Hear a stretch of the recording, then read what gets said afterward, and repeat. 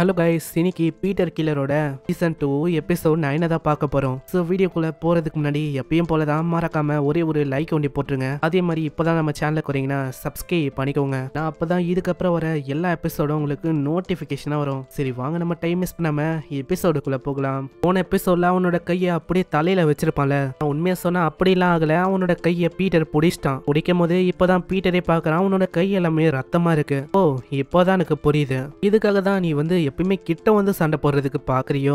நான் என்ன யோசிச்சேன்னா, உங்களோட கிளான் அது எப்பயும் மறைஞ்சு போயிடுச்சு அப்படின்னு யோசிச்சேன். ஆனா உன்னை பார்க்கும் போது இது ரொம்ப சர்ப்ரைசிங்கா இருக்கு. ஏன்னா லெப்பர்டு கிளானோட மெம்பராடா நீ. அங்க இருக்கிற எல்லாருமே எந்த போயிட்டாங்க அப்படின்னு தான் நான் கேள்விப்பட்டேன். ஆனா இதை கேட்டோன்னே அவன் ரொம்ப ஷாக் ஆகுறான். இதை பத்தி பீட்டருக்கு எப்படி தெரியும் அப்படின்னு அவனுக்கு ஒண்ணுமே புரியல. ஏய், எனக்கு இது ஒண்டி தெரியாது. அங்க இருக்கிற எல்லாருமே எந்த போயிட்டாங்களே, அதை பண்ணதும் யாருன்னு எனக்கு நல்லாவே தெரியும். ஆனா எப்படின்னு தெரியல, நீ உயிரோட இருக்க. இதை கேட்ட அவன் இன்னமும் ஷாக் ஆகுறான். இப்ப அப்படியே சீன் பாஸ்ட்டுக்கு போகுது. அங்க எல்லாரையுமே கொன்னது வேற யாரும் இல்ல, மாங்குன்னு ஒருத்தங்களுக்கு வேலை செஞ்சிருப்பாங்க ஜப்பானுக்கு. அந்த லீடர் தான். லீடர் கிட்டயும் ஒரு பர்சனை சொல்றான், அங்க இருக்கிற எல்லா பசங்களையும் நாங்க கொன்னுட்டோம். இப்போ ஒரே ஒருத்தன் உயிரோட இருக்கான். அதுதான் அந்த கிளானோட லீடர். அவரோட பையன் தான் இவன். நம்ம இன்னும் இந்த பையனை கொன்னுலாமா? இல்ல அப்படி நம்ம பண்ண வேணாம். ஏன்னா இவன் நம்மளுக்கு யூஸ் ஆவான். ஏன்னா இந்த உலகத்திலேயே இவனுக்குண்டி தான் இப்போ இந்த பவர் இருக்கு. நெக்ஸ்ட் சீன்ல இப்படியே கொஞ்ச நாள் போகுதா. அங்க ஆளு நல்லாவே வந்துட்டு அங்க ட்ரைனிங் படும்போது தெரியாதனமா ரத்தம் ஒரு பையன் மேல படுமா. அங்க பயங்கரமா அவனுக்கு எரியுது. என்ன மன்னிச்சிருங்க, நான் தெரியாதனமா தான் அப்படி பண்ணேன். இதுக்கப்புறம் தான் அவனுக்கு கொஞ்சம் கொஞ்சமா புரிய ஆரம்பிக்குது, இவன் மத்த பசங்க மாதிரி இல்ல. இவனோட ரத்தத்துல ஏதோ ஒரு விஷயம் இருக்கு. அதனால தான் இவன் ரொம்ப வித்தியாசமா இருக்கான். இன்னைக்குதான் மாஸ்டரோட பிளானும் ஸ்டார்ட் ஆகுது. வளர்ந்தா ஒரு பெரிய முள்ளா நிப்பான்னு அவருக்கு தெரிஞ்சிருக்கு. அதனால தான் ஒரு அண்ணில இருந்தே ஒரு பாட்டில இந்த பையனை அடைக்க ஆரம்பிச்சாரு. அப்பத்துல இருந்தே இவன் ஒரு வேலைக்கார மாதிரி தான் கிளீன் பண்றது இந்த மாதிரி விஷயத்தெல்லாம் ஆளு பண்ணுவான். அப்ப கூட மத்தவங்கள பாப்பான். அதை கூட அந்த மாஸ்டர் பார்க்க விட மாட்டான். அம்மா, நீ என்ன பண்ணிருக்க? உன்னை கிளீன் ஒண்டி தான் பண்ண சொன்னாங்க. இந்த மாதிரி பார்க்க சொல்ல புரியுதா? உன்னோட வேலை என்னது? அதை ஒண்டி தான் நீ பார்க்கணும். எல்லாம் பார்க்கும் போதே அவனுக்கு புரியுது இவன் மத்தவங்கள மாதிரி இல்ல. கொஞ்சம் கொஞ்சமா வளரும் போது தான் இவனுக்கு புரியுது உன்னோட ரத்தம் இது மத்தவங்கள கம்பேர் பண்ண ரொம்ப டிஃப்ரெண்ட். நான் இவனோட கிளான்ல ஒரு வித்தியாசமான திறமை எல்லாருக்கும் இருக்கு. இது என்னன்னா, இவங்களோட ரத்தம் அது யாரு மேல பட்டாலும் அது அப்படியே அவங்களோட முகத்தை உரிக்கிடும். அது ஒரு பாய்சன் மாதிரியா. சோ அதனால தான் மாஸ்டர் இப்படி பண்ணிருக்காரு. மாஸ்டர் கிட்ட ட்ரைனிங் எடுக்க முடியலன்னா என்ன, அவன் வெளியில பயங்கரமா ட்ரைனிங் எடுக்கிறான். ஒரு பஞ்சையும் மரத்துல குத்த ஆரம்பிக்கிறான். அந்த மரமே அப்படியே சாஞ்சி போகுது. அந்த மரத்தை அப்படியே சாய்க்கும் போது ஒரு பறவை விழுமா. அந்த குட்டி பறவைய அப்படியே அவன் கொண்டு போய் ஃபேமிலி கிட்ட வைக்கலான்னு பாப்பான். அந்த பறவை பாவம் அவனோட பிளட்னால அப்படியே பொசுங்கி போயிடுது. எனக்கு இப்பதான் புரியுது எதனால எல்லாருமே என்ன வெறுத்தாங்கன்னு. என் கூட யாருமே இல்ல, இந்த பறவையும் இப்ப இல்ல, எல்லாருமே என்ன விட்டு போயிட்டாங்க. நான் விட போதில்ல, எல்லாரையுமே என்னை பார்த்து பயப்படுற மாதிரி நான் மாத்த போறேன். எல்லாம் இவன் யோசிச்சு பாக்குறான். சீனோ அப்படியே பிரசன்ட் கொத்து அவனோட கிளானை பத்தியும் அவனை பத்தி சொல்லும் போது அவனுக்கு ரொம்ப கோவம் வருது. பயங்கரமா கத்தி வரான். எனக்கு தெரியாது, எப்படியோ மேடம் தோக்கடிச்சிட்ட, இருந்தாலும் என்ன உன்னால தோக்கடிக்க முடியாது. அதே மாதிரி என்னை பத்தி உனக்கு எதுவுமே தெரியாது. அப்படியே இவங்களோட சண்டையும் போகுதா. அங்க பீட்டருக்கும் சண்டை போடும் போதே புரியுது இவனை தோக்கடிக்கணும்னா இவனோட பிளட் அது எனக்கு பிரச்சனையா இருக்கு. பயங்கரமா தாக்கி அவனை இன்ஜூர் ஆக்குனாலும் அவனோட பிளட் என் மேல பட வாய்ப்பு இருக்கு. அதனால ஃபர்ஸ்ட் அந்த பிளட்டுக்கு ஏதாச்சும் ஒரு வழியை நான் கண்டுபிடிக்கணும். கடைசி வரைக்கும் சண்டை போட்டாலும் உன்னால என்ன தோக்கடிக்க முடியாது. ஏன்னா என்ன தோக்கடிக்கிறதுக்கு நீ புதுசா ஏதாச்சும் ஒரு வழியை கண்டுபிடிக்கணும். அங்க பீட்டருக்கும் புரியுது, அட இது அணு இங்க இருக்கு. இந்த சைட்ல ஒரு விஷயத்த பார்த்து அவனுக்கு ஒரு ஐடியா வருது. என்ன, நீ தோல்வியை ஒத்துக்கிறியா? வரும்போதே அவன் பார்த்து ரொம்ப ஆச்சரியமாகறான். ஏன்னா பீட்டர் கிட்ட இப்போ ஒரு மாப் இருக்கு. இந்த மாப்பை வச்சு பீட்டரும் சொல்றான், இந்த மாப் இருக்கு பத்தியா, இதுதான் உன்னோட தலைவிதியை மாத்த போகுது. நீ ஜோக் பண்ணத, இந்த மாப்பை வச்சு என்ன எதுவுமே பண்ண முடியாது. லாங் ரேஞ்சோ சரி ஷார்ட் ரேஞ்சோ சரி, இது எதுவுமே முன்னாடி வேலைக்கு ஆகாது. இல்ல உன்னோட வெப்பன் அது எனக்கு சொந்தமாக போகுது. அதுவே உனக்கு வினையாவும் அமைய போகுது. ஆமா, நீ என்ன யோசிக்கிற? அந்த மாப்பை வச்சு என்ன தோக்கடிக்க முடியும்னு யோசிக்கிறியா? வாய்ப்பே இல்ல. அதெல்லாம் என்னோட வெப்பனை என்ன பிடிக்க முடியுமா என்ன? ஓ அப்படியா? அப்ப நான் டைம் வரும்போது நீயே பாப்ப. இப்பதான் அவன் யோசிக்கிறான். இதுக்கு முன்னாடியே யோசிக்காம இவன் எந்த விஷயத்தையும் பண்ணதில்ல. போன வாட்டி பாட்டில போடுறது, நெருப்பு வைக்கிறது, இந்த மாதிரி வித்தியாசமான விஷயத்தெல்லாம் பண்ணான். கண்டிப்பா இதுக்கு பின்னாடியும் ஏதோ ஒரு விஷயம் இருக்குமோ. அங்க சண்டையும் ஆரம்பிக்குது. அங்க பயங்கரமா மாப்ப வச்சு தாக்குறானா. அங்க ஒரு அட்டாக்ல இருந்து தப்பிக்கிறான். கரெக்டான வாய்ப்பு கிடைக்கும் போது அவனோட மூஞ்சி கிட்ட தாக்க போறான். ஒரே ஒரு வாட்டி அவனோட மூஞ்சில பட்டாலே போதும், அவன் அங்கேயே செத்து போயிடுவான். ஆனா இதுதான் நம்ம ஹீரோவோட பிளானும். எப்படியாச்சும் கிட்ட வர வச்சு அதே மாதிரி அவன் கிட்ட வரும்போதே சொல்றான், நீ தானா என்னோட வலையில மாட்டிக்கின. அவனோட மாப்ப வச்சு அப்படியே அவனோட கிளாஸ பொறிச்சு அப்படியே திருப்பி விடுறானா. இதனால அவன் கிட்ட இருக்கிற அந்த கிளாஸ் அது எல்லாமே ஒரு மாதிரி மாட்டிக்குது. பாத்தியா, நீ மாட்டிக்கின. இப்போ உன்ன மாதிரி ஒரு பெரிய மீனால என்ன பண்ண முடியும்? நீ என்ன யோசிக்கிற? இந்த மாதிரி ஒரு விஷயத்த வச்சு என்ன தடுக்க முடியும்னு நினைக்கிறியா? மாப்பையும் சரி அந்த நூலையும் சரி எல்லாத்தையுமே அப்படியே தொண்டாக்குறான். அதே வேகத்தோட அவன் பயங்கரமா நம்ம பீட்டரையும் தாக்கி தூரமா தள்ளி விட்டுறான். வெல், நான் உன்னை பார்த்து டிசப்பாயிண்ட் ஆயிட்டேன். நீ பெருசா பேசும்போது பெருசா ஏதாச்சும் நடக்கும் அப்படின்னு நினைச்சேன். நான் பெருசா எதுவும் நடக்கல. நீ எதுவுமே அப்படி பண்ணல. அவ்வளவுதான், நீ என்னோட கையால இங்கேயே சாக போற.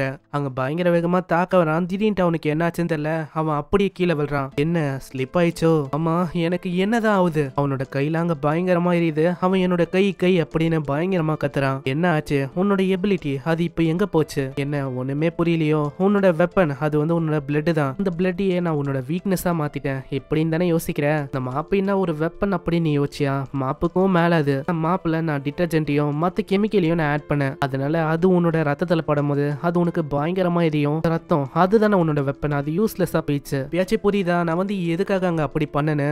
இப்பதான் அவனுக்கு எல்லா விஷயமும் புரியுது. இது எல்லாத்தையுமே ஸ்டார்டிங்லேருந்தே அவன் பிளான் பண்ணியிருக்கான். உன்னோட ரத்தத்தால உன்னை கொல்ல முடியலனாலும் நான் உன்னை விட போதில்ல. அப்படியே அவன் தாக்கும் போது ஒரு வாய்ஸ் வருது. இல்ல, நான் தான் அவனை கொல்ல போறேன். யாராதுன்னு பார்த்தா அந்த கோஸ்ட் பொண்ணுதான். கோஸ்ட் பொண்ணு இங்க வந்திருக்கா. அதுவும் பீட்டரை கொல்றதுக்கு தான். மேடம், நீங்க இங்க என்ன பண்றீங்க? நீங்க இங்க இருக்கிறது ரொம்ப ஆபத்தான விஷயம். எனக்கு தெரியும். மரியாதையா நீ போயிடு. நான் அவனை கொல்ல போறேன். இல்ல மேடம், நீங்க இங்க இருந்தா உங்களோட கண்டிஷன் அது ரொம்ப மோசமாகும். ஆல்ரெடி உங்களோட நிலைமை மோசமாயினே இருக்கு. நீங்க போயிடுங்க. இல்ல, நான் அவனை கொன்னவனும். பீட்டரை கொன்னாதான் நம்மளோட ப்ராமிஸை நம்மளால நிறைவேற்ற முடியும். நம்ம நினைச்ச மாதிரி நம்மளால வாழ முடியும். நம்மளோட ப்ராமிஸை நீ என்ன மறந்துட்டியா என்ன? நான் மறக்கல எதுவுமே. நீங்க இந்த டைம்ல ஷிப்ல இருக்கணும். இங்க ரொம்ப நேரத்துக்கு இருந்தா நீங்க சீக்கிரமாவே எந்த போயிடுவீங்க. எனக்கு தெரியும். நீ என்னோட சர்வெண்ட். அதனால நான் சொல்றது எல்லாத்தையும் நீ கேட்டாகணும். புரியுதா?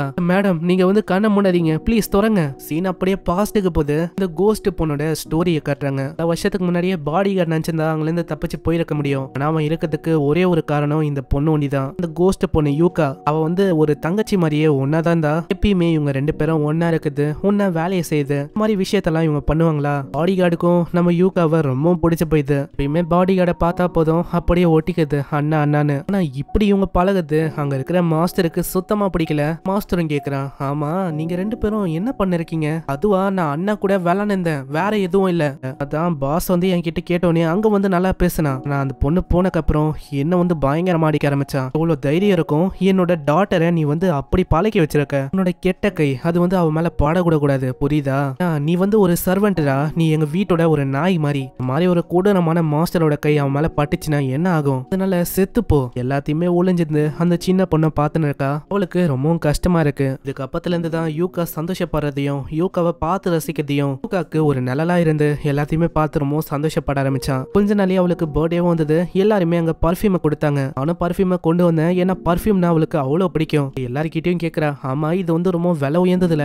ஆமா இது ரொம்ப விலை உயர்ந்தது. பாடி கார்டு இதை பார்க்கும் போது அவன் ரொம்ப கஷ்டப்படுறான். அவன் கொண்டு வந்த பர்ஃபியூம் அது வெறும் 800 எண்ணு தான். ஏன்னா மேடம்க்கு ரொம்ப காஸ்ட்லியா இருக்க பர்ஃபியூம்னா தான் பிடிக்கும். அதனால அவன் ரொம்ப சோகமா அப்படியே வச்சுட்டு போறான். அப்புறம் தான் இவங்க ரெண்டு பேரோட வாழ்க்கையை மாற ஆரம்பிச்சது.